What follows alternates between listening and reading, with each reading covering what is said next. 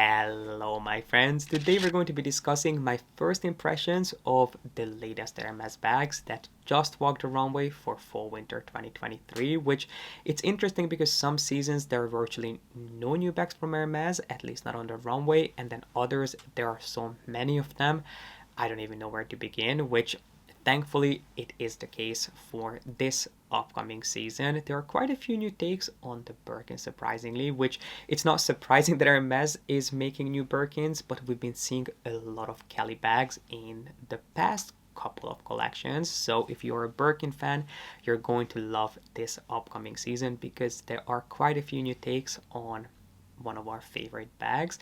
And today, because there are quite a few new bags that I want to discuss, we're solely going to be focusing on the runway pieces. We're not going to be talking about every single new bag and new iteration launching for fall winter, but if it's something that you would like to hear my thoughts on, let me know by giving this video a thumbs up. I would be happy to share with you my thoughts on some of the new exceptional bags that are launching, as well as some new takes on the Kelly and the Constance. So without further ado, if you'd like to jump straight in and discuss what we can expect to see from Hermes for fall winter 2023, at least some of the bags that we can expect to see, then make sure to give this video a thumbs up, subscribe down below if you haven't done so yet, and keep on watching. It honestly feels like I'm having a hot flash because I am back on my prescription thread and my skin is literally burning. So if I look a little flushed, if I look a little red, I do apologize. There's nothing I can do about it. It is the name of the game when it comes to prescription thread.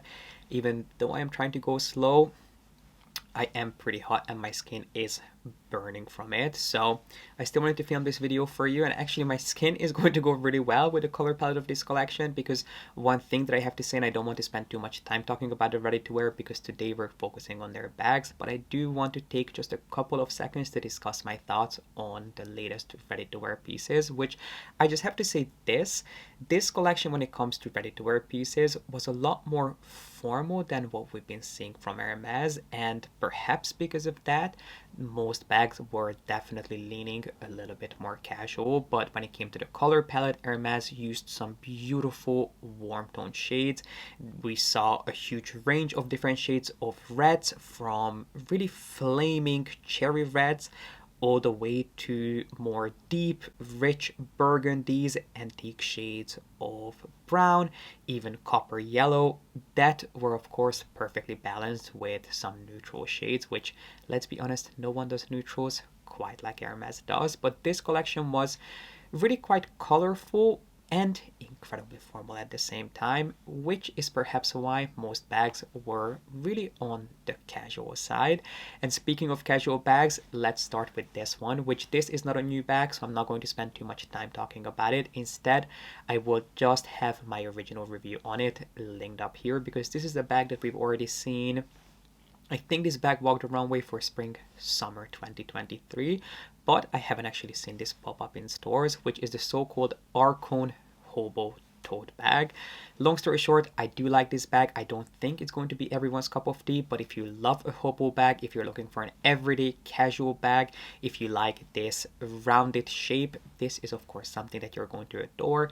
It definitely is an incredibly functional bag. It looks really user-friendly. There is a pocket on the outside. There's also a little hook that you can attach your keys onto. There is a thick, wide, adjustable shoulder strap, and it also features the Attrivier buckle, which it's kind of surprising that we see this element on a bag like this, because this is a feature that is usually used in their men's collection, but of course it draws inspiration from their equestrian heritage, as does this entire bag, because I think it's inspired by something along the lines of, I think it's the saddle flap that this bag was inspired by. So if you love a hobo bag, this is gorgeous. We've seen it not only in the most beautiful buttery soft grain skins, but we've also seen it in heritage leathers as well as in canvas with a leather. And before moving on to some of the new innovations for the season, there is one more bag that I want to discuss, which is a bag that you're going to be more than familiar with, which is the Preloved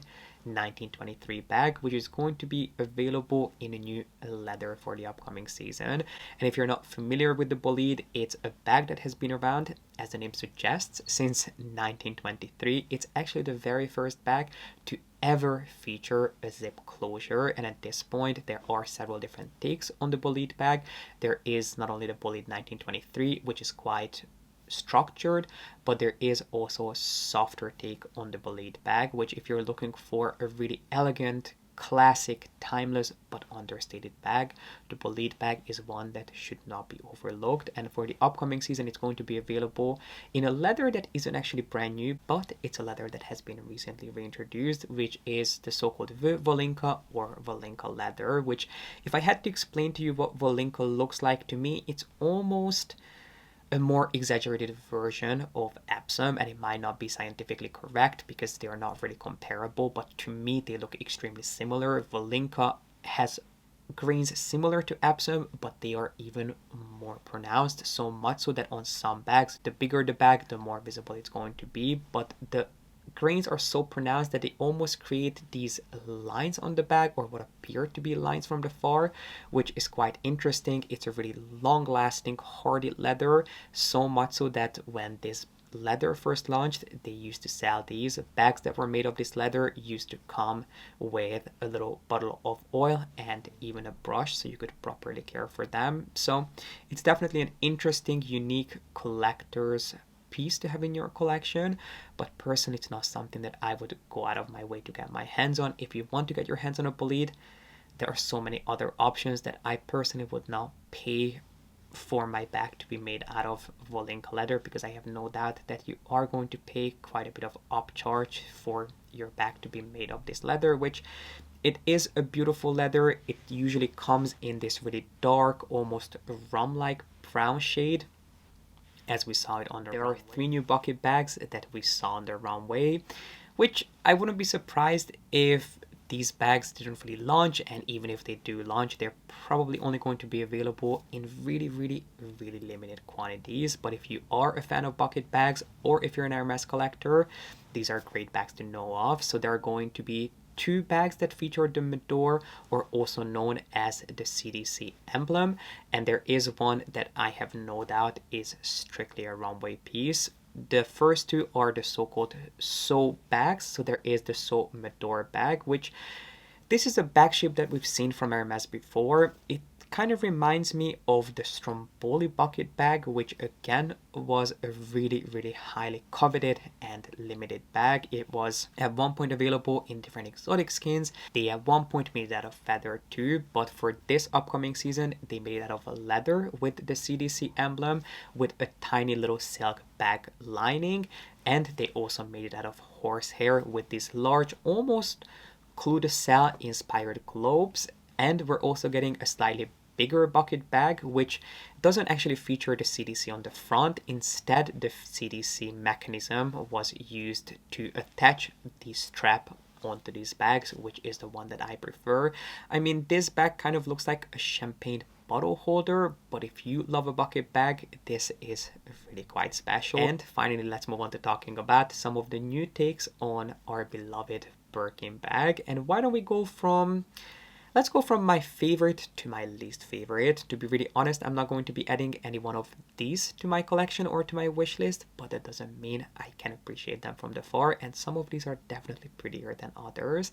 So let's start with this one, which is a bag that we have already talked about before quite a while ago. It's a bag that was supposed to launch, if I remember correctly, for spring summer 2021, but it never did, and it was just shown again on the runway. So I assume that Hermes had to go back to the drawing board because there was something wrong with the original design. It isn't the first time that Hermes did this. We've seen them do this several times. If something is not perfect, they are not going to launch it. But anyway, it seems like that they were able to figure out how this bag is going to be sold, which is not actually the complete bag, but an important accessory to go with your favorite Birkins, which is going to be the Birkin Harness. It seems like, based on the runway pictures, that it's going to be available in 2 different sizes, in a size that fits your Birkin 25 and a size that fits your Birkin 30. And I think the original Birkin Harness was supposed to launch in Swift, so I wouldn't be surprised if they stuck with the same leather. Personally, it's not my aesthetic, and I do believe that it is something that is going to be sold separate, so you don't actually have to buy it with a Birkin. You can just buy this separate if you already own a Birkin. Personally, to me, it has quite a bit of sort of a 50 shades of gray aesthetic, which there is nothing wrong with, whatever floats your boat, but personally it's just not the kind of bondage aesthetic that I am into. But I completely understand that it would be quite a practical accessory to add to your Birkin collection, because it would allow you to carry your Birkins as a shoulder bag or even put them crossbody. But I just don't think that it's done in the most elevated way. It kind of reminds me of this sort of bondage harness inspired piece, or you know what it also reminds me of? It reminds me of those medieval buckets that people used to submerge in water wells. That was the first thing that came to mind after thinking of 50 Shades of Grey. So anyway, it's personally not my favorite piece, but if you love more utilitarian pieces, if you like things such as the cargo Birkin, the cargo Picotin, I think this is also something that you will very much enjoy, so I wanted to put this on your radar. And actually, if you zoom into some of these pictures, you can see that the Birkin Guilloche is also making a comeback, which always reminds me of brioche, but it is guilloche, which is a really unique take on Hermes's hardware. It is a finish of hardware that was previously available for both Birkins and Kellys that have these really unique, almost, I would say that they remind me of golf balls. It kind of reminds me of the pattern of golf balls, which one thing that you have to keep in mind with this Guilloche hardware is that it will only be available with smooth leathers because it's quite a busy hardware. I don't think Hermes is going to put it on a green skin. So previously it was available not only on Kellys, but also Birkins, but it was reserved for smooth leathers. So most Guilloche bags I think were made of either box or Tedelact, and I think the one that we saw on the runway was made of box. But if you hate the hardware getting scratched on your Birkins and Kellys, this is a hardware that you must look into. And I think it comes both in palladium and gold, even though on the runway was only featured in palladium. I do believe, at least in the past, it was also available in a gold finish. Speaking of heritage leathers and box leather, there was also a Birkin Sellier, I think in size 35 in box leather, that also walked the runway. Now we have been seeing Birkins being done in a Sellier structure for the past couple of seasons, but we haven't seen it in box and in larger sizes. But if you like a structured Birkin in a larger size, I think you'll be happy to see that there is one coming for the new season. And last but not least, let's talk about this Birkin bag, which I feel like we have been looking at some really elegant, classic, timeless takes on the Birkin. Well, this is the polar opposite. This is one of the cheapest looking Birkin that I have ever seen. It kind of reminds me of those Kelly inspired plastic bags that some boutiques in Miami sell on the beach, which is this large Birkin that features these fringe details, which I'm not going to spend too much time talking about this. It's just horrific. And I'm sure that Hermes will have a storyline to go with it. They'll say that it's inspired by the way horses' manes are braided or something along those lines. I could not care less about the inspiration. This bag to me is just so insanely cheap looking. Please do not waste your money on this. Whether you're an Hermes collector or not, this is not something that I personally feel is worth your hard-earned money. And my friends, now it's your turn to share your review in the comment section with us. I cannot wait to hear your review and your take on some of these bags. Which one of these bags are your favorite? Which ones are your least favorite? Are you adding any one of these to your wish list? I cannot wait to read what you think. And again, if you would like me to do a similar video on the rest of the collection, the bags that didn't actually walk the runway, make sure to let me know by giving this video a thumbs up. And while you're down there, make sure you subscribe if you haven't done so yet. But I really appreciate you being here and watching, and I hope to see you back here with a new video really, really soon.